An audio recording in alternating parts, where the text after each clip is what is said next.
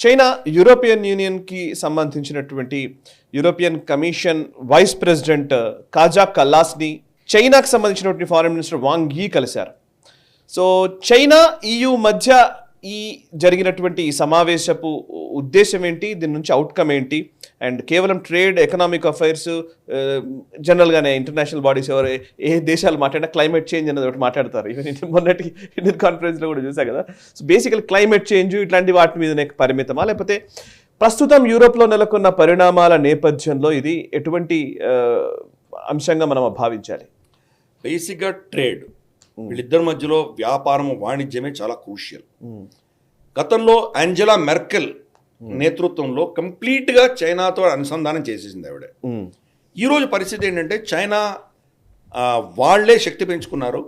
ఇక్కడి నుంచి వాళ్ళు ఏం చేశారంటే ఇంజనీరింగ్ గూడ్స్ కొనుక్కునేవాళ్ళు, బేసిక్ ఇంజనీరింగ్ గూడ్స్ కొనుక్కునేవాళ్ళు. ఈరోజు వాళ్ళకి దాని అవసరం లేదు, చైనాలో తయారవుతున్నాయి. అలాగే వీళ్ళ కార్స్, జర్మన్ కార్స్ అక్కడ అమ్ముడుపోయేవి, వోక్స్ వ్యాగన్ లాంటివి అమ్ముడుపోయేవి. ఇప్పుడు వాళ్ళే తయారు చేస్తున్నారు, వాళ్ళ కార్సే అద్భుతమైనటువంటి టెక్నాలజీ వాళ్ళు వాడుతున్నారు. ఈవీ కార్స్ తీసుకొస్తున్నారు, ప్రపంచానికి మొత్తం సప్లై చేస్తున్నారు వాళ్ళు. టెస్లాని తలదన్నారు వాళ్ళు. వాళ్ళకి వోక్స్ వ్యాగన్తో పని ఏంటి? సో వీళ్ళు యూరోపియన్ యూనియన్ ఏం చేస్తున్నారంటే వాళ్ళతో చర్చించి మా వస్తువులు కొనండి, మీరు చైనాని ప్రాధాయపడుతున్నారు. చైనాలో కొనే క్షమత పడిపోయింది. వాళ్ళ ప్రొడక్షన్ చాలా విపరీతంగా అమ్మకాలు లేక అక్కడ మరుగున పడ్డాయి. ఈ పరిస్థితిలో చైనా నిజంగా వాళ్ళకి ఎంత సహాయం చేయగలదని పెద్ద ప్రశ్న. అంటే ఎవరు మీ మిత్రులు ఎవరు మీరు ఎప్పుడు చూస్ చేసుకుంటారో దాని ఆధారంగా మీ ఎకానమీ కూడా నడుస్తుంది. యాంజెలా మర్కెల్ చేసిన తప్పిదానికి ఈరోజు యూరోప్ అంతా సఫర్ అవుతుంది. సరే, వాళ్లకు చైనా లేకపోతే గతి లేని పరిస్థితి యూరోప్ ఈరోజు. ఎందుకు? వాళ్ళ మేజర్ పార్ట్నర్ అమెరికా వాళ్ళ చేయి జారిపోతుంది. డొనాల్డ్ ట్రంప్ వచ్చిన తర్వాత కంప్లీట్గా యూరోప్కి వ్యతిరేకంగానే ప్రవర్తిస్తున్నాడు.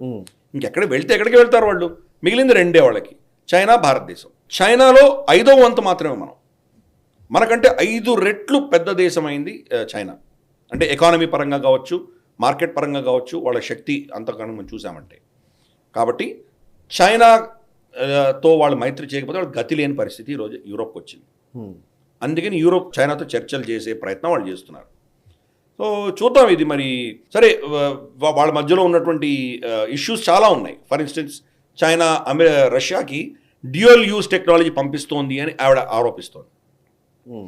మరి నువ్వు వాళ్ళతో వాణిజ్యం చేయాలనుకుంటున్నప్పుడు వాళ్ళ మీద మోరల్ లెక్చర్స్ ఇస్తే చైనా ఎందుకు ఊరుకుంటుంది? కాబట్టి ఈ యొక్క యూరోపియన్ యూనియన్ అనేది నిజంగా ఎవరితో ఎటువంటి సంబంధాలు పెట్టుకోవాలన్న దాంట్లో చాలా కన్ఫ్యూజన్లో ఉన్నారు వాళ్ళు.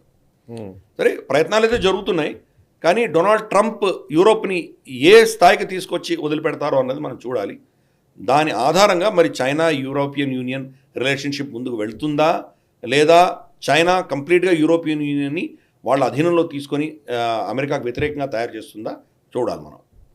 ఈ వీడియో మీకు నచ్చినట్టయితే లైక్ చేయండి, 10 మందికి షేర్ చేయండి. అలాగే కామెంట్ల రూపంలో మీ అభిప్రాయాలను మాతో పంచుకోండి. Nationalist hub group of channels ను సబ్స్క్రైబ్ చేసుకుని తెలుగునాట జాతీయవాద జర్నలిజాన్ని ప్రోత్సహించండి. ఈ వీడియో కింద ఉన్న బెల్ ఐకాన్ పై క్లిక్ చేయడం మర్చిపోవద్దు.